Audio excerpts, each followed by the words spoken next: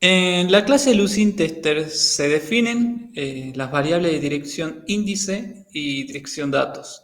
Ambas son de tipo string y en donde cada una hace la referencia a la dirección donde se encuentran los archivos y en donde se van a guardar la indexación de los mismos.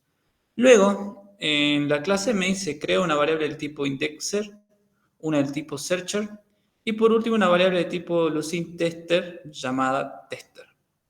Dentro del bloque try, lo primero que se hace es crear una instancia de la variable texter.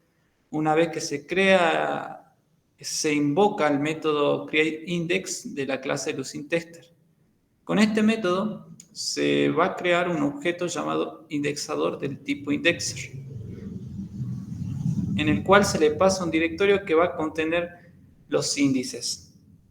A este objeto se le invoca el método createIndex que en donde se le va a pasar como parámetro el directorio en donde se poseen los datos o los archivos y la clase de TextFileFilter que anteriormente explicó mi compañero.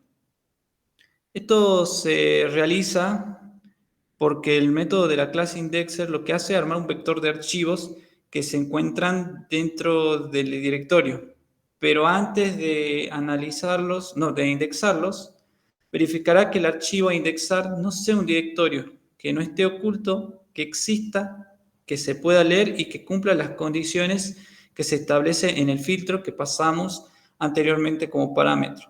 Este proceso se realizará con cada archivo que corresponde en el arreglo y cuando recorra todo este archivo lo que hará va a devolver el número de archivos que fueron indexados. Toda esta información del createIndex se lo va a guardar en una variable llamada número de indexados y se va a crear también una variable que se encarga de capturar el tiempo total expresado en milisegundos de la ejecución del método. Estos dos valores van a ser imprimidos por consola para que vea el usuario.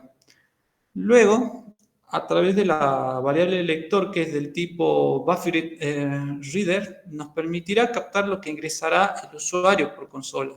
Y también se define una variable de tipo string llamada textInput que inicialmente se va a encontrar vacía, pero esta variable va a almacenar lo que se ha captado anteriormente en la variable lector. A continuación, mi compañero hablará sobre las demás clases. Bien, continuando con lo que explicó mi compañero, ahora veremos cómo se realiza la búsqueda de cada una de las palabras de la consulta. Para ello, creamos una lista con las palabras de la consulta mediante la función split. Lo que se puede ver en la línea 62, donde se aplica la función split y se separan las palabras mediante el espacio. Luego, iteramos sobre dichas palabras, aplicando a cada una de ellas la función searchQuery. Entonces, en la función searchQuery definida en la línea 105, se recibirá como parámetro cada una de estas palabras, como podemos ver en la línea 101, string searchQuery. Luego, hay que aclarar que esta función realiza la búsqueda en el índice previamente creado. En la línea 104 podemos ver que se realiza la creación de una instancia de la clase searcher con el parámetro dirección índice, que apunta a la dirección donde se guardó el índice que se creó recién, que se creó anteriormente. En la línea 108 se crea una nueva instancia de tipo term, donde se le pasa la consulta que habíamos mencionado anteriormente. Este término, a su vez, es un objeto de tipo term que se pasa hacia la consulta. Entonces, se va a crear un objeto de tipo query con ese parámetro. Y luego se ejecuta la búsqueda mediante el método search definido en searcher.java y se pasa como parámetro justamente esta cadena o este objeto. TopDocs entonces es un objeto, coincidencias mejor dicho, es un objeto de tipo TopDocs que guardará la consulta.